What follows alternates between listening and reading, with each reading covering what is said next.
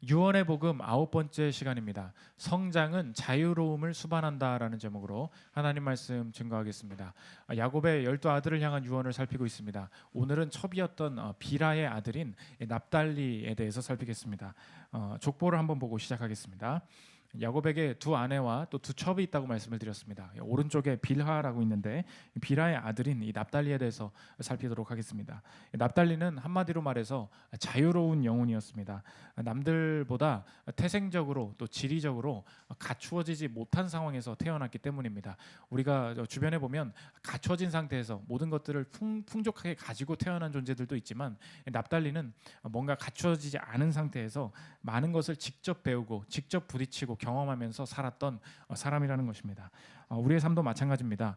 우리의 삶에 뭔가 시기적으로 또 어떤 태어나면서부터 남들과는 달리 안정적인 가정이나 직장, 학력, 경력 이렇게 뭔가 갖추어지지 않은 상태에서 삶을 살아가는 경우가 있습니다. 그러니까 남들은 좀 안정적으로 가는데 나는 산전수전 다 겪으면서 내 돈 내가 벌고 내 길 내가 찾고 이렇게 그렇게 사는데 잡히는 건 많지 않고 이런 경우가 참 많이 있다는 것입니다.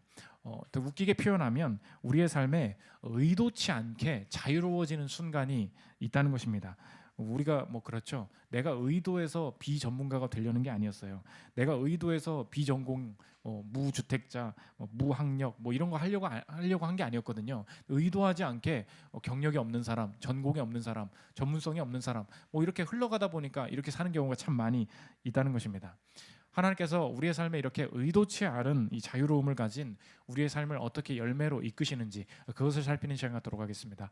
세 가지로 나눠서 살피겠습니다. 첫째로 자유의 성장, 둘째로 자유의 준비, 셋째로 자유의 영광. 이 세 가지로 나눠 살피겠습니다. 첫째로 살필 것은 자유의 성장입니다. 야곱은 오늘 납달리에게 너는 자유로운 영혼이 될 것이다 이야기하고 있습니다. 21절 한번 보십시오. 납달리는 노인 암사슴이라 아름다운 소리를 바라는도다. 노인 암사슴이다. 그러니까 사슴이 놓여 있다, 풀려 있다는 말입니다. 다 아시겠지만 이 사슴은 엄청나게 빨리 다르고 어디로 튈지 모르는 이 동물입니다. 그러니까 이 납달리가 가진 지형적인 예를 이렇게 동물로 비유로 표현을 한 것인데 이 납달리의 지파의 지형적인 특성상 이 납달리는 맨 위쪽에 있어서 북쪽에 경계가 없었습니다. 한번 사진을 보여주십시오. 납달리를 왜 노인 암사슴이라고 표현을 했는가? 다른 지파들은 다 동서남북의 경계를 정해주면서 땅을 분배를 받았습니다. 납달리는 동쪽, 서쪽, 남쪽 다 경계가 있었는데 북쪽은 경계가 지어지지 않았어요. 그러니까 무슨 말입니까? 뚫려 있었다는 것입니다. 태생적으로 자유로운 영혼이었다는 거예요. 그러니까 경계가 지어지지 않으니까 막 나갔겠죠. 경계가 지어지지 않은 인생, 자유로운 인생이 납달리였다는 것입니다. 이 자유로움을 다른 말로 하면은 위험이기도 합니다. 이 북쪽은 이방 민족의 침입을 첫 번째로 받았던 곳이었습니다. 그러니까 그만큼 위험하죠. 자유롭지만 직접 싸우고 전쟁 치르면서 이 위험 속에 자유가 있었고 이 위험 속에 납달리가 성장하는 계기가 되었다는 것입니다. 오늘 이 납달리를 통해서 하나님께서 보여주시는 것이 무엇인가? 하나님께서 저와 여러분의 삶을 개인적으로 이끄실 때 장성한 분량까지 성장하게 만드시기 위해서 의도적으로 우리의 삶에 허락하시는 것이 있다는 것입니다. 그것이 오늘 제목과 같습니다. 성장은 언제나 자유로움을 수반하게 된다는 거예요. 하나님이 일부러 뚫어놓으신 구멍이 있다는 것입니다. 하나님이 일부러 통제되지 않게 인도하시는 삶의 영역들이 있다는 것입니다. 그것은 하나님께서 독특하게 우리의 삶을 예비하시고 성장케 만드시는 이 수단으로 바라봐야 된다는 거예요. 이 말씀은 이 시대에 우리의 삶의 행복과 불행을 해석하는 이 시대의 시각과 많이 다르다는 것을 보여주고 있는데 하나님을 떠난 사람들은 본능적으로 자신의 삶에 구멍이 있으면 그것이 내 삶의 불행이 될 것이다 이렇게 많이 이야기를 합니다. 요즘 이제 수저 얘기들 많이 하는데 금수저다 흙수저다 누구는 학비를 대줘서 누가 아빠가 사업을 해서 누가 아빠가 뭘 가지고 있어서 현금으로 뭘 산다더라 건물이 있다더라 이런 얘기 많이 듣지 않습니까? 그런 것들을 이제 들으면서 우리의 삶에 느끼는 것이 무엇입니까? 내 삶은 참 갖추어져 있지 않다. 나는 구멍이 뚫려 있다. 그래서 그 학교 들어가서도 많은 사람들이 그런 얘기해요. 저는 이런 교육을 어려서부터 받아본 적이 없어서 남들이랑 많이 뒤처지는 것 같아요. 이런 얘기 많이 하고요. 저는 이런 걸 배워본 적이 없어요. 여기 와서 처음으로 다른 사람 다 준비되어 있는데 나 늦게서야 이런 거 시작하고 있어요. 그래서 저는 방황을 했던 거예요. 이런 삶의 구멍들을 많이 한탄하면서 이야기한다는 것입니다. 그런데 저 여러분이 그리스도를 믿고 구원을 받았다면 함께 하나님의 인도하심 아래 있다라는 것을 우리가 믿을 때 꼭 우리가 받아들이고 믿음으로 믿어야 되는 것이 무엇인가? 내 삶에 어떤 시기나 어떤 영역에 있어서는 하나님의 섭리 속에 의도적으로 뚫린 북쪽이 있을 수 있다는 것입니다. 거기에서는 이 북쪽은 뚫려 있어요. 그래서 이 누구의 도움도 없고요, 방어할 만한 수단도 없고요, 그냥 때리면 맞는 거예요. 공격 오면 그냥 맞는 거예요. 내가 혼자 사는 법을 배워야 되고, 혼자 공부해야 되고, 혼자 뭐 뚫고 내야 되는 게 분명히 있습니다. 그런데 그것이 이 땅에서는 우리의 삶의 불행이다, 구멍이다 이야기하지만, 오늘 납달리의 삶을 통해서 하나님께서 보여주시는 것이 무엇이냐? 북쪽이 뚫려 있냐? 그게 하나님의 섭리일 때가 있다는 것입니다. 이 개그맨 이경규 씨가 이제 나이가 많이 드시지 않았습니까? 그러니까 나이가 많으니까 말이 좀 거칠어지잖아요. 거칠게 하는 말로 유명한데, 자신이 후배 그 예술가들을 보면서 이런 얘기를 했습니다. 예술가들은 가정 생활이 불행해야 된다, 이런 막말을 던졌어요. 그러니까 이제 이분이니까 이해가 되는 거죠. 지금 같았으면 이제 또 막 인스타에 난리 나고 이제 하차해라 뭐 이렇게 할 텐데, 예술가들은 가정 생활이 불행해야 된다. 무슨 말인가? 이 성과를 내고 또 독특한 작품들을 만들어내는 사람들을 보면 그냥 일 끝나고 집 가서 쉬고, 일 끝나고 집 가서 쉬고, 이런 사람들 속에서는 개그도 안 나오고 예능도 안 나오고 뭐 예술이든 음악이든 작품이 안 나오더라는 거예요. 그런데 그 가정생활, 그러니까 뭐 가정도 불행하고 뭐 돈도 없고, 그래서 별일을 다 하면서 사는 사람 만나보면 그때 개그가 재밌고 그때 뭔가 작품이 나오는 것을 많이 보게 된다. 그러니까 힘든 삶, 어려운 삶을 뭐 무조건 뭐 좋게만 봐라, 이렇게 극단적으로 얘기한다는 그런 뜻이 아니고, 우리에게 이 말을 현실적으로 신앙 안에서 적용하면 이런 뜻입니다. 구멍을 막는 것을 절대 삶의 목표로 삼으면 안 된다는 거예요. 우리의 삶이 너무 어렵다 보니까 결국은 우리의 삶의 목표가 불안전한 것을 안전하게 만드는 것. 내가 지금 어려운데 남들과 비슷한 수준에 사는, 비슷한 소득 수준, 비슷한 생활 수준, 이것을 내 삶의 목표로 삼는 것. 이 시대에 구멍이 뚫린 것 때문에 구멍을 막는 것을 삶의 목표로 삼아서는 절대 안 된다는 것입니다. 왜? 내 삶에 하나님이 의도적으로 뚫어놓으실 수 있다는 것입니다. 거기서 주시는 경험과 독특한 열매가 있는 것이지, 막으려다가 인생 낭비하지 말라. 오늘 새해에 꼭 경험해야 될 게 그거예요. 불안한 시대이지 않습니까? 불안한 시대일수록 사람들은 구멍을 막으려고 할 거라는 거예요. 그렇지 않습니다. 하나님께서 뚫려놓으신 것 우리가 막을래야 막을 수도 없어요. 하나님께서 주시는 독특한 경험 속에 우리의 삶의 성장이 있다는 것입니다. 여기 있는 분들은 대부분 예술가가 아니기 때문에 이경규의 말이 말이 들리지 않을지 모르지만, 우리 시대에, 우리의 현대 사회에 적용하면 이렇습니다. 우리 시대에 북쪽에 뚫려 있다. 이걸 막으려고 이 시대의 화두가 무엇인가? 이 시대의 화두가 바로 전문성, 전문직, 커리어, 이런 것들의 이제 화두가 되는 시대입니다. 왜 그렇습니까? 내가 30대, 뭐 20대 후반, 한 35, 40만 돼도 느껴지는 게 뭐냐? 아, 전문직이 잘 나가는구나, 전문성이 있으니까 저렇게 잘 나가는구나, 우리가 이런 걸 많이 느껴요. 그러면서 그냥 20대에 뭐 뭣도 없고, 뭐 학력도 없고, 배운 것도 없고, 후원도 없어서 그냥 뭐 일 시작하다가 느끼는 게 뭡니까? 나는 뭐 비전공이에요. 그냥 직장에서 월급 받다가 끝나는 것 같아요. 그런데 전문직이 있는 사람들, 뭔가 자격증이 있는 사람들은 저렇게 잘 나가니까, 야, 내 삶에 구멍을 막으려면 전문성이 있어야 되는 것 아닌가? 그래서 일찍부터 전문성을 기르자. 이게 이제 이 시대의 화두 아닙니까? 그런데 이 시대 가운데 절대 이렇게 살아서는 안 된다라는 것이 최근에 납달리를 통해서도 보이고, 최근에 이 이슈를 다룬 분이 계신데 책을 하나 소개하겠습니다. 데이비드 앱스타인이라는 분이 쓰신 책인데, 늦가기 천재들의 비밀이라는 책이에요. 부제 늦가기 천재들의 비밀. 근데 부제가 참 재밌는데 뭐라고 써 있느냐? 전문화된 세상에서 늦가기 제너럴리스트가 성공하는 이유. 뭐라고요? 전문화된 세상에서 늦가기 제너럴리스트가 성공하는 이유. 최근에 빌 게이츠가 추천했던 책인데, 이 책이 간접적으로 비판하는 책이 있어요. 이 한국 사회를 한 10년, 15년 정도 사로잡았던 책입니다. 말콤 글래드웰의 아웃라이어, 1만 시간의 법칙, 뭐 이런 얘기했죠. 그러니까 인생에서 성공하고 두각을 나타내려면 어떻게 해야 되느냐? 너의 인생에 원하는 것이 있느냐? 초장부터 너의 인생에 그 주제를 잡고 1만 시간을 끌으라는 거예요. 1만 시간 동안 열심히 하면 네가 인생에 일찍 출발해서 그 1만 시간을 하면 너의 인생의 두각을 나타낼 수 있을 것이다. 이게 이제 한국 사회를 전체 사로잡고 있는 이 시간 그거 아닙니까? 그래서 1만 시간 학파라는 것도 있어요. 이게 실제로 하나의 어떤 그 학문의 주제가 되었는데 이거 아니라는 것입니다. 전문적인 시대가 된 거 아니냐? 아니라는 거예요. 아주 작은 영역, 아주 그 패턴이 정해져 있는 시대가 있었을 때에는 그게 말이 되었는데 지금 이 시대는 어떤 시대냐? 패턴이라는 게 없다는 거예요. 어떻게 이루어질지 예측이 안 되는 시대이기 때문에 전문성을 어려서부터 기른다고 될 게 절대 아니다. 그렇게 하면서 근데 이 책을 말콤 글래들이 추천을 했어. 좀 이상하죠? 좀 겸손한 사람이에요. 근데 이 재밌는 얘기가 하나 나오는데 전국에 음악을 잘하는 사람들을 모집하는 영국의 한 기숙학교가 있었습니다. 거기에서 이루어진 연구의 얘기예요. 신입생을 쫙 모아놓고 비범하게 음악을 잘한다라는 사람들을 모아놓고 특징을 보니까 일찍 시작한 애들이 한 명도 없었다는 것입니다. 연구 얘기를 들어보십시오. 연구진은 학교가 비범하다고 분류한 학생들이 그보다 실력이 떨어지는 학생들에 비해 음악에 관심이 덜한 집단에서 나왔으며 음악을 더 늦게 시작했고 학교에 들어가기 전에 음악 레슨을 받았을 가능성이 더 적었고 입학하기 전까지 악기 연습을 한 시간이 전체적으로 적었다고, 그것도 훨씬 적었다는 결과가 나오자 깜짝 놀랐다. 영재교육 시킨 줄 알았더니 탱자탱자 놀다가 그냥 음악 띵까띵까 하다가 오는 애들이 음악을 막 잘 비범하게 나타냈다는 것입니다. 왜 그러냐? 그래서 그럼 일찍부터 한 애들은 어떠냐? 다 평균이었다는 거예요. 들어보십시오. 체계적인 레슨 여부를 조사했을 때 일찍부터 아주 많은 시간에 걸쳐서 체계적인 레슨을 받았던 학생들의 실력은 예외 없이 평균의 범주에 들어갔다. 단 한 명도 비범한 집단에 들어가지 못했다. 무슨 말이에요?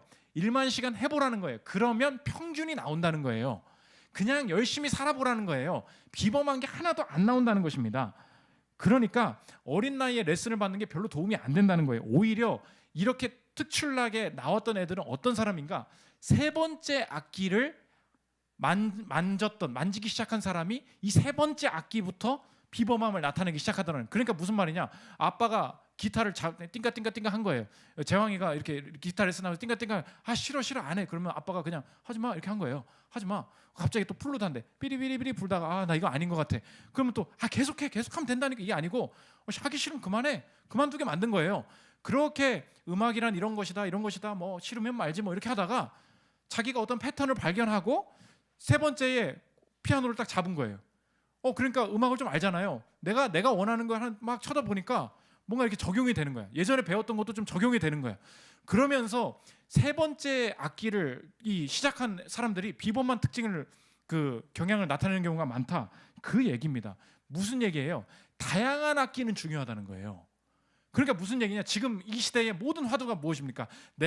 자녀들은 처음에서부터 조기교육, 처음에서부터 하나 정해서 시작해야 된다. 우리 지금 20대의 생각은 뭐예요? 처음부터 전문성을 빨리 갖기 위해서 노력해야 된다. 그렇지 않으면 30, 40대 돼서 월급쟁이 됐다가 다 끝나는 것이다. 지금 이런 얘기를 하고 있지 않습니까? 이 시대에 이 납달리가 왜 중요한가? 뚫려 있는 게 중요하다는 거예요. 그냥 처음부터 아웃라이어, 이게 전부가 다 아니라는 것입니다. 그래서 이 작가의 결론이 뭐냐? 들어보십시오. 인간의 행동이 관여하고 패턴이 뚜렷하게 되풀이되어 나타나지 않는 영역들에서는 아무리 반복해 경험을 쌓는다고 해도 학습이 이루어지는 것이 아니었다. 현대사회에는 게임의 규칙이 불분명하거나 불완전할 때가 많으며 반복되는 패턴이 있을 수도 있고 없을 수도 있다. 빠르게 변하는 사악한 세계가 요구하는 것은 바로 새로운 개념들을 연관지어서 다양한 맥락에 두루 쓸 수 있는 개념 추론 능력이다. 이 마지막이라는 거예요. 무슨 말이냐? 실제로 전문직인 회계사가 있었다는 거예요. 근데 노련한 한 30년 한 회계사가 있고 새내기 신참 회계사가 들어왔다는 거예요. 그런데 맨날 세법이 바뀌더라는 거예요. 그래서 일 처리를 누가 좀 빨리 하나 했더니 새내기가 훨씬 잘하더라는 것입니다. 이 사고방식, 기존에 했던 거에 사고방식에 사로잡혀서 새로운 일에 적응을 못하더라는 거예요. 다양함 속에서, 이 다양한 경험 속에서 하나님이 내 것을 만들게, 전공이 따라할 수 없는 그 무엇, 본질을 뚫는 그 무엇이 필요한 시대가 되었다는 것입니다. 뭐 스티브 잡스 이해 아시죠? 스티브 잡스가 매킨토시를 만들지 않았습니까? 근데 얘가 컴퓨터가 왜 이런 디자인이 가미된 일들을 할 수 있었는가? 되게 우연이라는 거예요. 내가 처음부터 조기 교육으로 컴퓨터를 배운 게 아니었다는 거예요. 우연히 학교에서 서체 수업을 하더래. 그걸 들었다는 거예요. 그거 한 번. 폰트 디자인 수업 그거 한 번 들었대요. 그런데 어떤 사람이 지금이야 뭐 디자인 융합과 뭐 이런 게 나오는 거지, 잡스가 있기 전에 매킨토시랑 디자인이랑 컴퓨터랑 디자인이랑 무슨 관련이에요? 그게 어떻게 조기 교육으로 나옵니까? 그게 아니라는 거예요. 하고 싶은 거 해. 다양하게 해봐. 처음부터 내로잉 하면 안 된다는 거예요. 처음부터 전공 잡지 않으면 망한다. 이 시대의 그 목소리에 사로잡히지 마십시오. 그래서 뭐 지금 아직 뭐 자녀가 많지 않겠지만 자녀를 처음부터 하나 정해서 시키는 거 아니에요. 다양하게 해야 된다는 거. 여러분도 마찬가지입니다. 여러분에게 적용하면 이거예요. 지금 대학생이나 한 20, 30대 사회초년생들은 꼭 들으십시오. 전공과 전문성, 나의 이 안전성을 절대 나의 구원으로 삼으면 안 된다는 것입니다. 이 시대에 여러분의 젊음이 망하는 첩경이 뭔지 알아요? 내가 좋은 직장 들어가는 거예요. 그게 끝이라는 것입니다. 내가 하나님 앞에서 지금 너무 어려운 시대 속에 취업의 자리를 구하고 있었어요. 그런데 하나님의 은혜로 좋은 자리에 들어갔습니다. 들어갔더니만 월급이 너무 잘 나오는 거예요. 이 회사 너무 잘 나가는 거예요. 그냥 이 월급 받으면 될 것 같은 거예요. 그러니까 사람이 어떻게 됩니까? 그냥 이 일만 하면 되는 거거든요. 그래서 바보가 되는 거예요. 부서가 바뀌면 아무 일도 할 줄 몰라요. 도대체 이 업계가 어떻게 돌아가는지도 몰라요. 내가 어떤 업무를 가지고 어떻게 주도적으로 일을 해야 나가는지도 전혀 몰라요. 그러다가 회사가 어려집니다. 업무가 바뀝니다. 갑자기 회사에 나와야 될 일이 생겼습니다. 그러니까 사람들이 더 직장에만 붙어있게 되는 이유가 무엇입니까? 내 걸 못하는 거예요. 내가 하나님 앞에서 하나님의 계획 속에는 하나님께서 내가 이 직장을 주신 것은 하나님의 전체 계획의 일부였어요. 그런데 처음엔 그랬어요. 그런데 이 직장이 너무 좋은 거예요. 그러니까 하나님이 아니고 이 직장이 나의 전부가 되어버린 것입니다. 그게 내가 너무 편한 거예요. 그러니까 하나님이 없어지죠. 뭐 굳이 기도할 필요가 있습니까? 따로 뭐 내가 찾으면서 공부할 필요가 없어요. 그럴 필요가 없잖아요. 직장 갔다 와서 내가 그냥 넷플릭스 보면 자면 되는 거지. 이 시대 사람들이 다 그렇게 살고 있다고요. 그러니까 문제를 하나도 못 푼다는 거예요. 다 바보가 되었다는 거예요. 직장의 바보가. 전문직이 됐는데 전문직 바보라는 거예요. 시대의 문제를 풀게 로스쿨을 나와도 로스쿨 바보가 되는 거예요. 여러분 꼭 기억하십시오. 그냥 따면 되는 게 아니에요. 이 시대의 게임의 규칙이 맨날 바뀐다고요. 회계사도 회계사 그냥 나름이 아니라는 것입니다. 저도 보십시오. 제가 이 설교 일을 준비하면서 저에게도 많이 회개가 되고 도전이 되는 본문이었는데 보십시오. 제가 신학과냐고요. 신학과가 아니잖아요. 저의 강점이 뭔지 아십니까? 다양하게 한 거예요. 다양하게 하고 신학교에 오니까 다른 게 보이는 거예요. 반대로 경영학과만 나온다고 해서 이게 다 됩니까? 그게 아니에요. 각 개인이 구해야 될 능력이 바로 이거라는 것입니다. 여러분, 제가 오늘 이 설교 준비를 할 때 어떻게 했겠어요? 납달리 지도를 보는 거예요. 이 시대 모든 설교자가 납달리 지도를 보겠죠. 무슨 얘기할 거야? 무슨 얘기할 거냐고요? 뭐야?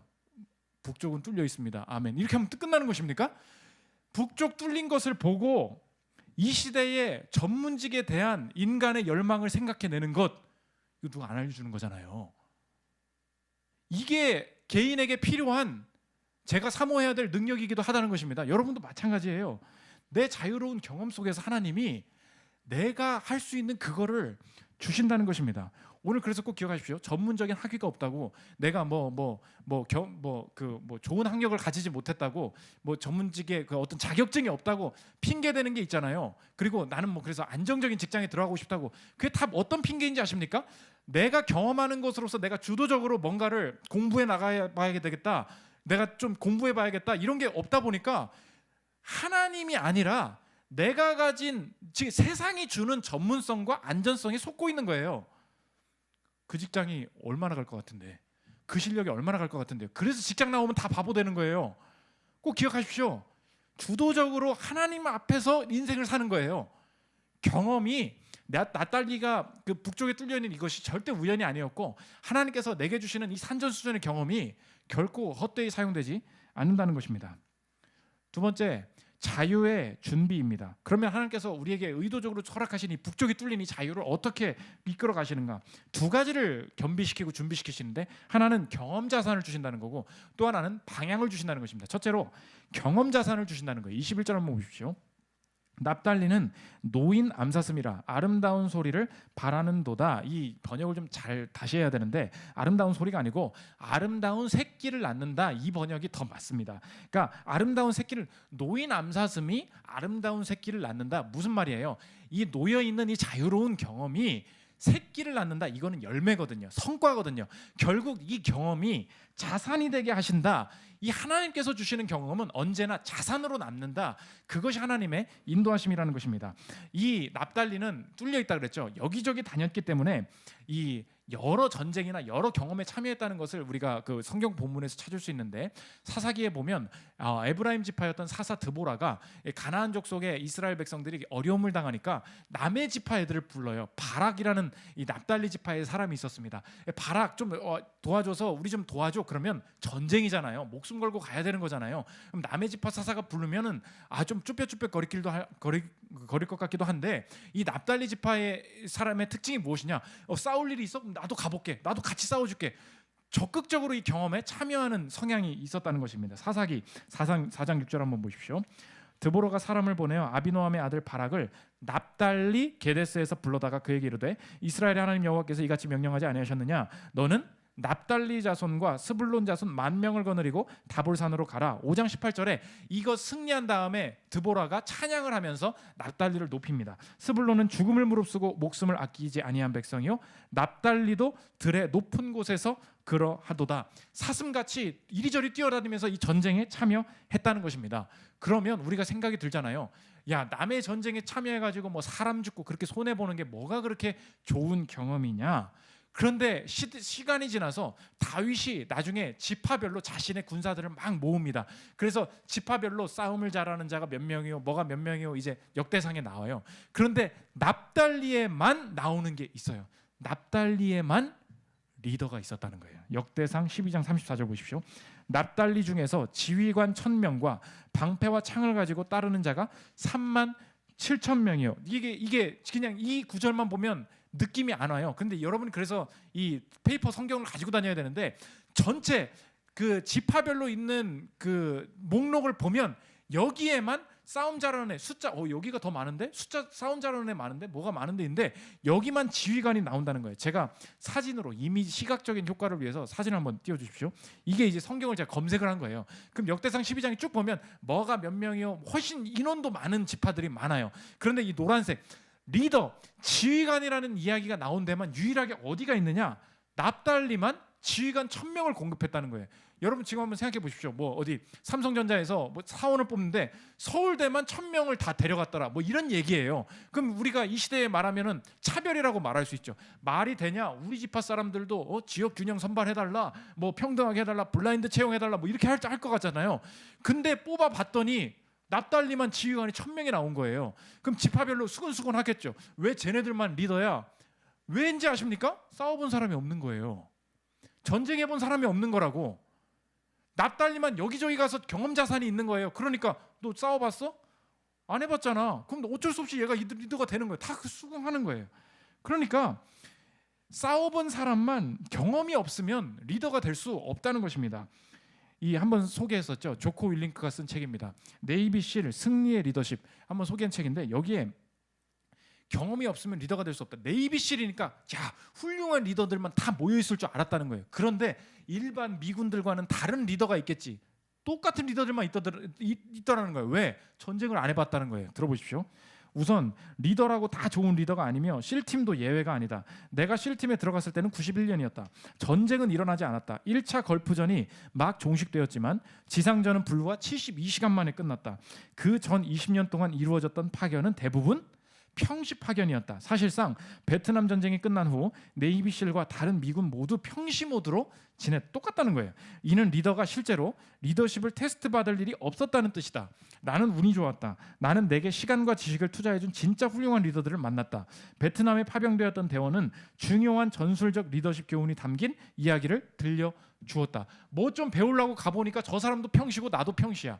그냥 일반 미군이랑 다를 게 없는 사람이었다는 거예요. 그런데 운 좋게 진짜 경험에 전쟁 나가본 사람 밑에서 자기가 훌륭하게 배웠기 때문에 이 리더십에 코칭하는 8알이 다 운이었대요. 자기는 이걸 그렇게 배우는 바람에 내가 이 얘기를 하다 보니까 이 일을 할 수 있었다는 거예요. 보십시오. 경험이 자산이라는 거예요. 그러니까 이 시대 좀 경계해야 될 게 뭐냐? 경험주의는 우상이에요. 우리가 경험을 많이 해본다 그래서 20대 때부터 뭐 여행을 해봐야 된다, 뭐 뭘 해봐야 된다, 뭐 사업도 실패. 내가 주도적으로 경험을 이렇게 스펙적으로 많이 쌓을수록 내 인생이 잘 풀린다. 이거는 우상이에요. 그런데 하나님께서 주시는 이 경험 앞에 성실할 때 하나님께서 이 경험을 헛되이 사용하지 않으시고 내 삶에 독특한 열매를 주실 수 있다는 것입니다. 그래서 여러분이 이 뚫린 북적 속에서 여러분만의 경험을 진행해 나갈 때 꼭 기억해야 될 게 뭐냐? 여러분의 경험 속에 절대 정체성을 섞으면 안 된다는 것입니다. 이게 영적으로 참 중요해요. 목사님, 경험 속에 정체성을 섞는다는 게 무엇인가? 우리의 경험 중에는 사회적으로 고급진 위치, 사회적으로 신분이 높아지는 경험을 할 때가 있고요. 경험적으로 완전 사회적으로 바닥을 기는 경험을 할 때가 있어요. 그런데 우리가 경험 속에 정체성을 섞는다는 게 뭐야? 내가 높은 위치에 올라가니까 나는 높은 사람, 의미 있는 일을 하는 사람, 이렇게 생각을 해버리는 거예요. 내가 바닥에서 알바를 하고 뭘 기고 뭐 상사 밑에서 뭐가 압박을 받습니다. 그럼 밑에서 뭐라? 나는 가치 없는 인생이다. 뭐 할 줄을 아는 게 없는 사람. 이렇게 경험에 기반해서 나의 정체성을 삼는 성향이 매우 강하다는 것입니다. 사람들이 절대 그러면 안 된다는 거예요. 경험의 주인이 누구라고요? 경험의 주인이 하나님이시라는 거예요. 그러니까 경험을 허락하신 것은 하나님 안에 있는 것이지 나의 정체성이 높낮이가 달라지는 그게 절대 아니라는 것입니다. 그럴 때에 하나님이 허락하신 경험 속에 성실할 수 있다는 거예요. 그럴 때 높은 일 속에서도 겸손할 수 있고요. 그럴 때 돈이 없어서 밑바닥을 기고 내 삶이 어려운 중에서도 그 하나님의 인도하심 속에 평안할 수 있다는 것입니다. 두 번째, 방향을 함께 주신다는 것인데 하나님이 허락하신 자유에는 방향이 꼭 필요함을 보여주고 있습니다. 이 모세의 축복도 있다 그랬죠. 신명기 33장 23절에 납달리를 이렇게 표현합니다. 들어보십시오. 납달리에 대하여 일러스되 은혜가 풍성하고 여호와의 복이 가득한 납달리여 너는 서쪽과 남쪽을 차지할지로다. 이것도 번역을 잘해야 되는데 원문을 보면 서쪽과 남쪽이 아니고 남쪽으로 호수까지 차지하리로다, 이런 뜻이에요. 남쪽으로 호수까지. 지도를 한번 다시 보여주십시오. 지금 보면 밑에 갈릴리 호수가 있어요. 그런데 지금 봐요. 우리가 처음에 지도를 봤죠. 납달리가 어디가 뚫려 있다고요? 여러분이 암사슴이라고 생각해 보십시오. 그럼 내가 이제 막 뛰어다녀야 돼요. 그러면 어디가 뚫려 있습니까? 북쪽이 뚫려 있잖아요. 그러면 북쪽으로 가야 될 거 아닙니까? 그러면 내 새로운 경험이 있는 북쪽에 내 인생의 미래와 내 삶의 의미가 있을 것이다. 이렇게 생각하는 게 맞잖아요. 그런데 모세는 뭐라 그러냐면 아니야. 너의 인생의 미래는, 너의 인생의 차지할 땅은 북쪽이 아니고 남쪽이야. 이런 얘기를 하고 있다는 것입니다. 이 호수를 차지하게 될 거야. 무슨 말인가? 하나님께서 주신 자유는 언제나 그 경험 속에서 의미가 끝나는 것이 아니라 그 경험이 영적인 이 방향의 인도하심을 받아서 마무리 짓게 된다는 것입니다. 여기가 어디였어요? 이 바다, 이 갈릴리 호수가 어디였어요? 예수님이 이 땅에 오셔서 여기서 다 활동하셨다는 것입니다. 마태복음 4장 13절 보십시오. 나사렛을 떠나 스불론과 납달리 지경 해변에 있는 가버나움에 가서 사시니 이 해변에 촘촘히 모여 있는 곳이 다 이 갈릴리 지방, 예수님이 사역하신 지방이었어요. 이 호수에서 예수님이 배를 타고 가시다가 풍랑을 만난 제자들 향해서 잠잠하라 고요하라 말씀하실 때 풍랑이 그쳤던 그 자리가 다 이 남쪽 이 호수의 자리였다는 것입니다. 여기가 이 지정학적인 요충지였다는 거예요. 그러니까 하나님께서 우리의 경험 속에 이 그냥 물리적으로 그 세상적으로 나는 이 경험을 했으니까 이것과 비슷하게 쓰임 받겠지 아니라는 거예요. 하나님이 경험의 주인이시라면 이 경험은 언제나 방향의 인도하심, 영적인 인도하심을 받아야 되는데 그 방향은 내가 생각하지 못한 북쪽이랑 완전 반대되는 남쪽으로 인도하실 때가 있다는 것입니다. 저는 초등학교 때부터 이 외교관이 꿈이었던 사람입니다. 저는 목사 될 생각이 전혀 없었어요. 그래서 TV를 보다가 엄마 저렇게 멋있는 일 하는 사람이 누구야? 저 사람 외교관이라고 하는 거야. 그래 나 그럼 외교관 될래. 그게 제 그냥 그 비전의 시작이었어요. 그러니까 이 3, 4학년 때 뭐 원클릭 인터넷이라고 아십니까? 모뎀 1시간에 1,200원짜리 뭐 그런 인터넷을 할 때 어떤 외교관이 그 되지 않는 인터넷 시대에 홈페이지를 열어놓은 거예요. 외교관의 라이프는 이렇고 이렇게 외교관이 될 수 있고 뭐 자신의 삶을 막 한글과 영어로 섞어서 막 써놨어요. 그거를 그 옛날 잉크젯을 가지고 막 잉크를 뽑아가면서 수백 장 수십 장을 막 파일처럼 해놓으면서 나는 외교관 될 거야, 외교관 될 거야. 그래서 게임 아이디도 작은 외교관, 영어로 해야 되면 리틀 디플로맨. 외교관이 공부는 안 하고 게임만 하고 있었던 거예요. 뭐 스타크래프트 아이디도 리틀 디플로맨. 뭐 한글로 해야 되면 작은 외교관. 다 맨날 나는 무조건 외교관이라는 거예요. 그래서 고등학교가 돼도 나는 정치외교학과 갈 거다. 뭐 준비 막 다 고등학교 1학년 때도 보충 수업은 안 하고 외교부 가가지고 그 뭐 무슨 체험학습 내고 와가지고 외교관 만나고 오고 외교부 견학하고 오고 대화하고 오고 뭐 그랬어요. 난 될 거야. 근데 이렇게 그 주변에 사람들 만나보니까 외교관이 그렇게 쉬운 게 아니더라고요. 외교관은 대부분 외교관 아들이에요. 아십니까? 왜냐하면 그게 차별이 아니고 그 체험적으로 그 기질적으로 그 해외를 많이 다녔기 때문에 완전히 당연히 유리한 거죠. 아닌 분들도 많이 있지만 근데 그럼 안 되나? 그래서 돈이나 벌자. 그래서 경영학과 간 거예요. 갔는데 하나님께서 신기하게 저에게 외교관 아들을 만나게 하셨어요.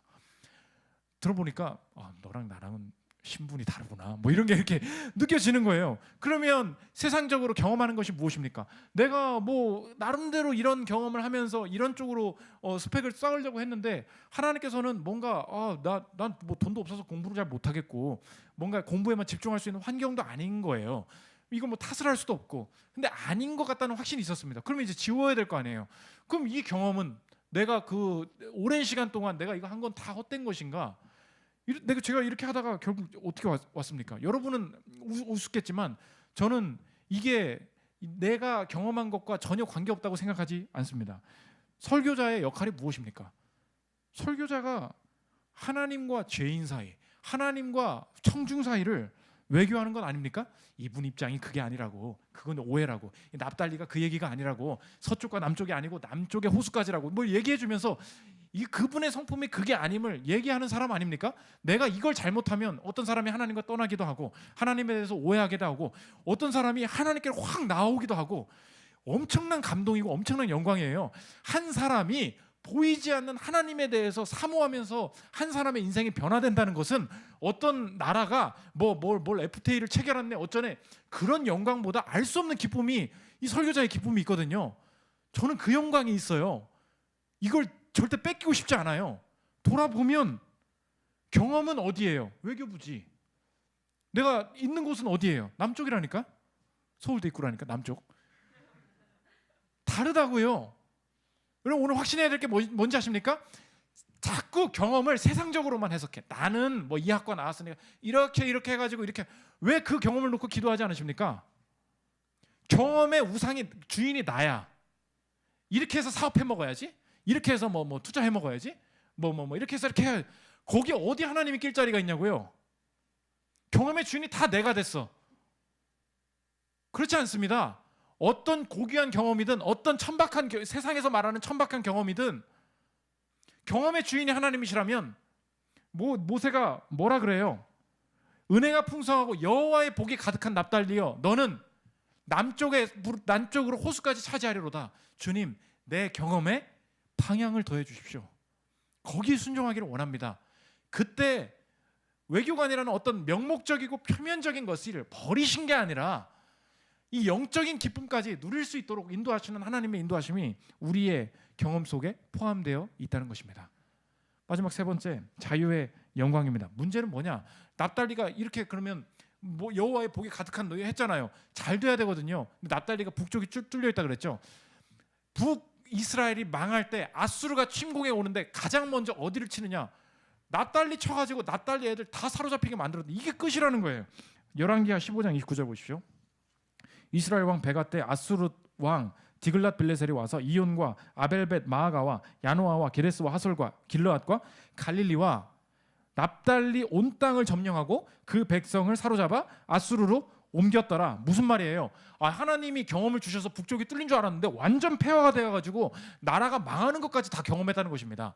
끝까지 경험한 거죠. 그럼 뭐예요? 이게 망한 게 무슨 영광이냐는 거예요. 마지막 지금 성경의 질문이 그거예요. 복 받는 다음에 근데 제일 먼저 망했네? 그런 얘기예요.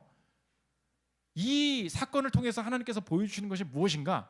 사람의 인생의 마지막 목적이 무엇인가를 명확히 해야 된다는 것을 보여주고 있는데, 납달리가 복 받는다 그러더니 맨 먼저 망했잖아요.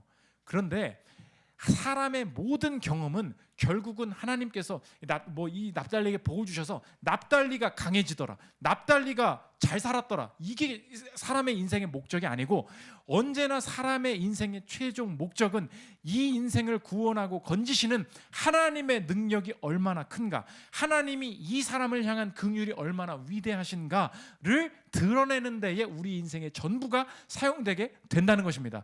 이게 최종 목적일 때 이 납달리의 멸망도 이해가 된다는 거예요. 납달리가 아수르에 다 사로잡혀가고 망했었는데 이 자리에서 빛이 비칠 것이다. 우리가 성탄 예배 때 함께 읽었죠. 이사야 9장 1절에 이렇게 기록합니다. 전에 고통받는 자들에게는 흑암이 없으리로다. 옛적에는 여호와께서 스불론 땅과 납달리 땅이 멸시를 당하게 하셨더니 후에는 해변길과 요단 저쪽에 이방의 갈릴리를 영화롭게 하셨느니라. 이 갈릴리가 왜 영화롭게 되었는가? 그 호숫가에 그분이 오심으로. 여러 살만한 장소를 택하지 아니하고 흑암이 비친 곳, 망한 곳, 제일 빨리 망한 곳, 아수르에게 폐허가 된 곳에 찾아가시면서 납달리여 너는 복이 있을 거다. 흑암에 빛이 비칠 것이다. 그럴 때에 어떤 영광이 극대화됩니까? 납달리는 철저하게 무너져요. 그런데 납달리를 선택하시고 납달리를 구원하시는 하나님의 능력, 예수 그리스도의 영광만이 온전히 드러나게 된다는 것입니다. 이때에만이 우리의 실패와 망하는 것도 하나님의 계획 안에 있음이 이해가 된다는 거예요. 예수님이 이 땅에 오셔서 보여주신 일이 무엇입니까? 내가 죽음을 이길 수 있어, 내가 뭐든지 할 수 있어, 망해도 일어날 수 있어, 그 다짐을 하지 않으셨어요. 하나님께서, 예수 그리스도께서 경험하게 하신 삶은 능력을 약함 속에서 계속 눌리고 무너지게 만드셨다는 거예요. 그런데 눌리고 무너질 때, 야, 십자가 조금만 있어봐, 내가 십자가에 있다가 조금 있으면 내가 살아날 수 있으니까 내가 참을 만해, 이런 얘기를 하지 않으시고 계속 지치셨어요. 버티셨어요. 무너지셨어요. 그런데 그 무너짐 속에 어떤 능력으로 부활하셨냐를 명확하게 고린도후서 13장 4절에서 이렇게 표현합니다. 그리스도께서 약하심으로 십자가에 못 박히셨으나 누구의 능력이에요? 하나님의 능력으로 살아 계시니 우리도 그 안에서 약하나 너희에게 대하여 하나님의 능력으로 그와 함께 살리라. 약할수록 누구의 능력이, 흑암일수록 누구의 빛이 극대화된다는 것입니까? 하나님의 능력이, 그의 긍휼이, 그의 은혜가 넘치도록 영광스럽게 보이게 된다는 것입니다. 그러니까 우리의 삶도 이제 다시 해석할 수 있겠다. 내가 분명히 예수님께서 내 죄를 대신해서 십자가에 못 박혀 죽으신 것 알고, 그렇다면 내 삶에 여러 가지 성공과 복 주시겠다고 지금 납달리가 했으니까 이 경험을 통해서도 뭔가 이루어져야 되는데, 하나님께서 뭐 여러 가지 경험을 하게 하시더니 북쪽은 아니고 남쪽으로 가게 하시고, 뭔가 내가 이렇게 회복되는 게 없게 하실 때는 도대체 목사님 어떻게 해석해야 합니까? 마찬가지라는 거예요.